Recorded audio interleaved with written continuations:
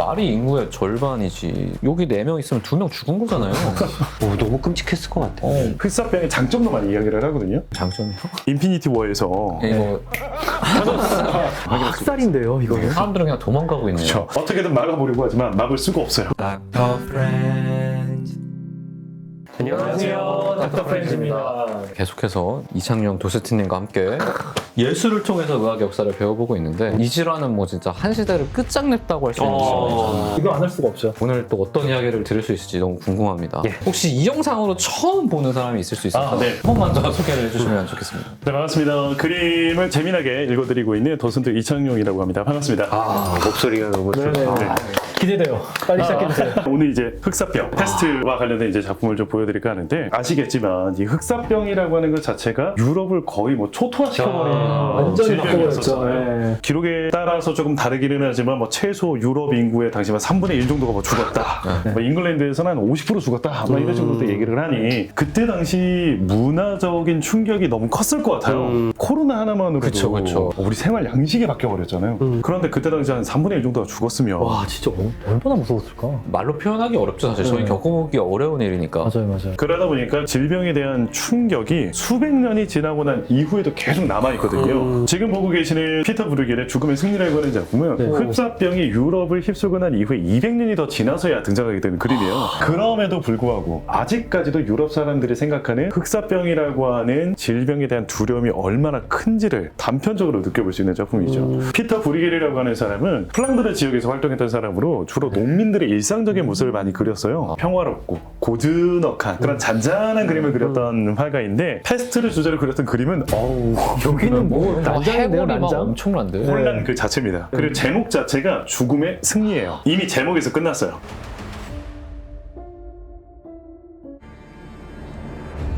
이 패스트가 창궐했던 시대에는 죽음이 모든 세상을 다 뒤덮고 있었던 그런 시대다라는 걸 이야기하고 있는데, 일단 화면 좌측 위쪽 편을 보시면 종을 치고 있어요. 해골이 종치고 있어. 종을 친다라는 건 뭔가 시간이 도래했다라는 뜻이잖아요. 근데 해골이 치고 있네? 죽음의 시간이 도래했다. 그렇죠. 지금 그런 의미입니다. 죽음이 지금 우리에게 다가오고 있음을 소리로 먼저 알려주고 있고요. 그 다음 우측 뒤편으로 넘어가 보시면은 교수대들이 보여요. 교수형이 지금 자행되고 있는 것을 볼 수가 있는데, 사람들이 막 매달려 있습니다. 네. 지금 해골들이 사람을 교성처하고 있고, 우측 뒤편으로 보시면은 검을 놓게 된 사람을 목을 치려고 하고 있는 모습도 보이고요. 그 뒤편으로 보시면은 뭔가 이런 골 같은 곳에 사람들이 막 몰려오고 있는데, 자세히 보시면은 해골 군단입니다.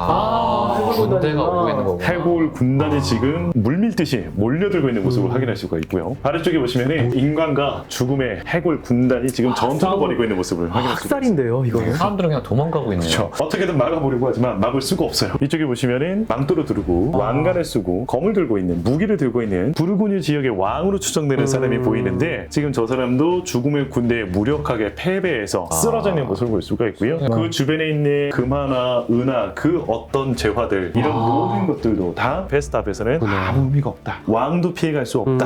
이런 이야기를 하고 있네요. 지금 이런 질병 앞에서 사람들이 기대고 의지할 수 있는 것이라고는 사실 하나밖에 없잖아요. 종교, 신. 그런데 큰 낫을 들고 사람들을 학살하고 있는 질병 뒤편으로 성당이 보이는데 성당도 이미 점령을 했네요. 성당도 이미 죽음이 점령을 하고 있습니다. 마치 해골들이 성인의 모습을 하고 죽음의 사도가 되어 사람들에게 몰려들고 있는 모습을 볼 수가 있어요. 기댈 데가 없다. 그렇죠. 그러니까 이때 당시 사람들의 심정은 이거였다는 거죠. 신마저도 우리를 버렸다. 모든 사람들은 그냥 오직 죽음만이 남아있을 뿐이다. 이 질병이 유럽을 휩쓸고 간 지 2세기가 지나고 난 이후에도 사람들에게 트라우마가 아직까지 이렇게 남겨져 있었다. 어마어마했을 것 같아요. 근데 말이 인구의 절반이지. 여기 4명 있으면 2명 죽은 거잖아요. 우리나라 인구에서 2천만 명이 갑자기 사라진다고 하면 네, 그런 거죠. 너무 끔찍했을 것 같아. 이게 근데 어느 정도 기간 만에 그렇게 된 거죠? 한창 돌 때는 몇 년인 거죠. 몇십 년도 아니고 그냥 몇 년 안에 이렇게 훅 간 거죠. 근데 물론 이제 그 후로 이제 잔물처럼 나와서 계속 몇십 년을 가지만, 우리가 말하는 팬데믹이 확 일어난 거는 몇 년인 거죠, 몇 년. 게다가 저 당시에 이제 흑사병에 걸리면은 폐혈증이 생겨요. 그러면은 혈압이 뚝 떨어지고 막 뇌출혈 생기고 이러거든요. 혈압이 너무 떨어지면은 이 말초 장기는 피가 안 가니까 까맣게 변해요. 그러니까 손, 발이 까맣게 변하기 시작하거든요. 그래서 살아나요. 흑사병인 거죠. 네. 근데 유럽에서는 인문학자들이 이야기를 할 때는 흑사병의 장점도 많이 이야기를 하거든요. 장점이요? 장점.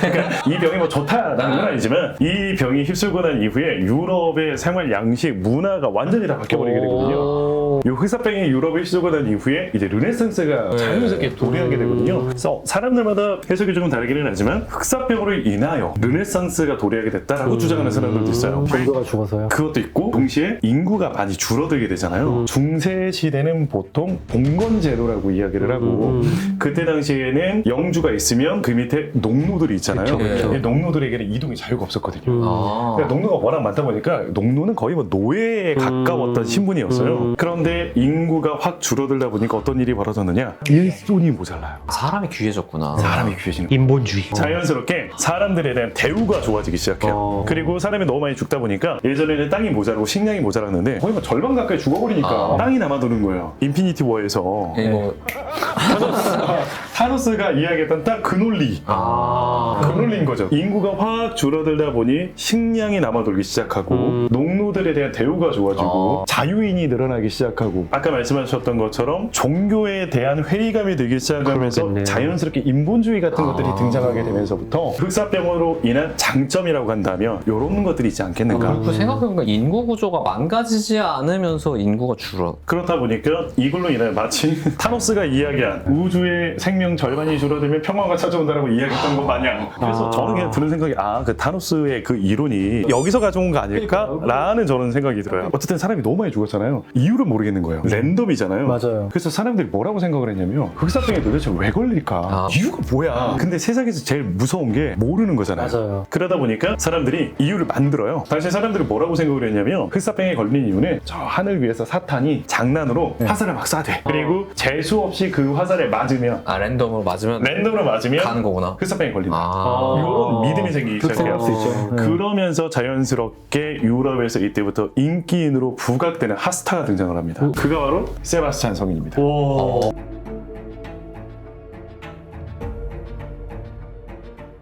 세바스찬 성인이 황금전설에 이제 등장하시는 분으로 카톨릭의 중요한 성인분 가운데 한 분이세요. 간단하게 말씀을 드리면 원래는 기독교가 공인되기 이전에 로마 시대에 활동하시던 분으로 황제의 친위 대장, 근위 대장이셨어요. 그런데 그때 당시에는 기독교를 믿으면 박해당했거든요. 근데 이분이 기독교인이신 거야. 그래서 이게 발각이 됩니다. 그래서 처음에는 이제 황제가 이제 회유를 하죠. 내 사람이고 내 근위 대장인데 그래서 너 종교를 부정해라. 그럼 살려줄게. 근데 끝까지 종교의 믿음을 지키시다가 결국에는 화살형을 당하셨어요. 기둥에 묶어둔 채 화살을 마구마구 쏘아대는데 이때 기적이 일어납니다. 이 화살들이 하나같이 급속으로 다 피합니다. 그러니까 지금 보니까 치명상이 없어. 네. 배에 있는 것도 보니까 근육 쪽으로 지나갔고 장기 왼쪽 손상이 거의 없을 것 같네요. 네. 허벅지에 박힌 화살도 되게 슈퍼피셜하게. 근데 저 왼쪽에 허벅지 박혀서 피 나오고 있는 저기는 좀 위험할 수 있는 데인데 허벅 동맥이 있을 수 있는. 저게 동맥만 찌르지 않았다면 단 한 번도 그런 식으로 그림을 본 적이 없는데 아무튼 기적적으로 화살을 굉장히 많이 쐈음에도 불구하고 살아남으세요. 그래서 뭐 그 다음으로는 또 살아나니까 너무나도 이제 화가 났던 로마 황제가 몽둥이를 이제 때려 죽여버리거든요. 그래서 결국에는 이제 순교를 당하셨고 이후 이제 성인의 반열에 오르셨는데 그래서 이분이 작품 속에 등장을 할 때는 몽둥이로 맞아 죽는 모습보다는 기둥에 묶인 채 화살 처형을 당하는 게 조금 더 임팩트가 있잖아요. 그래서 언제나 이분은 작품 속에 등장하실 때 이런 모습으로 많이 등장을 하세요. 팔을 맞는. 그래서 세바스찬 성인의 도상이 화살이거든요. 그래서 뭐 나중에 그림 같은 거 보실 때 성인인데 화살을 손에 쥐고 있다. 세바스찬 성인이구나 라고 생각하시면 돼요. 그런데 왜 이분이 흑사병에 창궐하고 난 이후에 인기인이 되셨을까? 화살 맞고도 안 죽었으니까. 맞아요. 악마가 화살을 맞아도 안 죽으니까. 이분이 화살에 맞고도 살아나셨잖아요. 흑사병은 악마가 무작위로 쏘는 화살에 맞으면 걸린다고 생각을 했고 그래서 마치 세바스찬 성인이 화살에 맞아서도 살아난 것처럼 나도 세바스찬 성인이 보호해 주신다면 흑사병이라는 화살에서도 내가 살아나게 되지 않을까라는 믿음에 흑사병에 창궐하고 난 이후부터 이분이 엄청난 인기인으로 부각이 되시고 모든 지역의 성당에는 이분의 그림이라든지 이분의 조각상이 자리 잡기 시작합니다. 보통 성당 가보시면은요 샤펠이라고 해서 작은 기도소들이 있어요. 그 기도소마다 장식이 달라요. 어떤 장식에는 뭐 안드레아 성인이 있고 어떤 데는 뭐 베드로 성인이 있고 뭐 어떤 데는 이렇게 세바스찬 성인이 장식되는 경우들도 있어요. 나눠놓은 이유가 내가 필요한 기도의 종류마다 거기에 맞는 기도소 가서 기도드리라고 있더라고. 샤펠에도 여러 개를 놔두는 거예요. 예를 들어서 내가 먼 여행을 떠날 거다. 그러면 안드레아 성인이 그려져 있는 것에 기도를 드려요. 나그네 수호신이니까. 그런 식으로 하다 보니까 아픈 사람 있으면은 라파엘 대천사 앞에 가서 이렇게 기도 드리는 거고. 예를 들어서 뭐 우리가 눈 아프면 안과 가고 배 아프면 내과 가고 이러듯이. 그 약간 분과처럼 이렇게 딱 그런 개념이라고 생각하시면 돼요. 자기 기도 종류에 따라서 딱 기도 드리러 가는 거거든요. 요분은 다른 건 모르겠고 흑사 빼고 내가 책임질게. 이때부터 14세기 때부터 본격적으로 이제 인기를 끌기 시작했던 성인입니다. 근데 이 흑사병이라고 하는 게 그때 당시에는 어마어마한 병이었었잖아요. 그쵸. 그러다 보니까 예술 작품에서도 많은 그림도 그려지게 되고 하나의 성인도 인기를 끌게 되고 19세기까지도 흑사병과 관련된 그림들은 계속 나오거든요. 그만큼 유럽 사람들에게 있어서는 두려움의 대상이었던 것 같아요. 이게 사실 지금도 치료제는 없어요. 그래요? 대증 치료를 해야 됩니다. 그러니까 얘가 일으키는 증상을 따라서 현대의학에서 서포트를 해서 따라가서 우리가 이길 수 있게 만들어줘야지 뭐 약을 먹는다고 해서 딱 좋아지진 않아요. 초기에 항생제 쓰지 않고 뒤로 넘어가면은 그때부터는 중환자 케어를 해야 됩니다.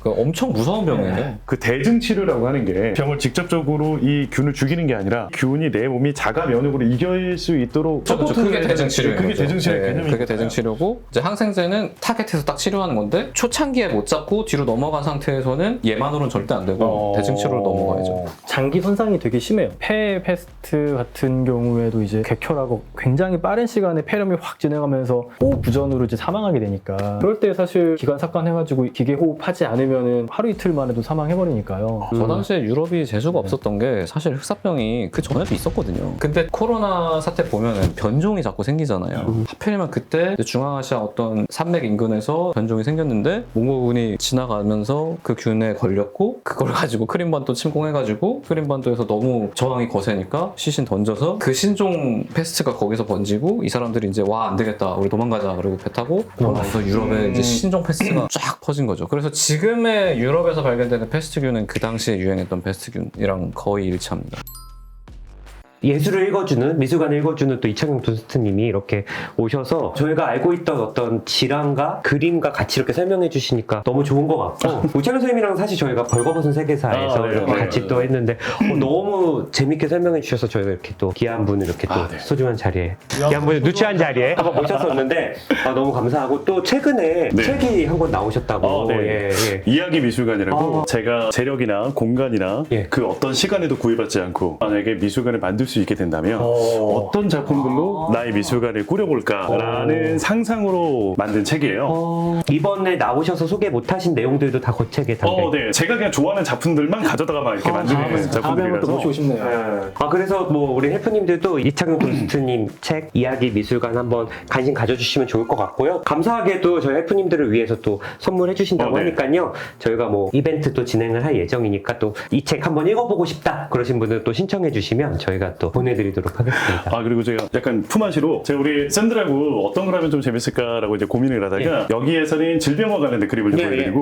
반대로 제 채널에 우리 쌤들을 좀 모시고 싶어가지고 프리다 칼로를 주제로 이야기를 나눠볼까 해요. 저는 작품도 중요하지만 이분의 인생과 정신세계가 너무 궁금한 거예요. 그러게요. 그래서 다음 주제로는 우리 오쌤 좀 납치를 해서 우리 오쌤과 함께 나누는 프리다 칼로의 정신세계 좀 이야기 좀 해보려고 했어요. 너무 재밌겠다. 이 여자가 그림도 그림이지만 가끔 납득이 안 되는 행동을 너무 많이 해요. 너무 힘든 삶을 사셔가지고 그래서 제가 아무리 이해를 해보려고 해도 이 여자의 정신적인 행동 분석이 안 되더라고요. 그래서 전문가가 바라보는 프리다 칼로의 정신 분석 결과를 제가 좀 상담을 좀 받고 싶어가지고 진승이가 공부 열심히 해서 나왔습니다. 저희가 한번 촬영하면 셰프님들한테도 저희가 또 여기서 꼭 보세요 할 테니까 한번 열심히 해서 한번 가도록 하겠습니다. 오늘 또 나와주셔서 너무 감사하고요. 감사합니다. 다음에 한번 또 자주 불러주세요. 예. 감사합니다. 감사합니다. 네.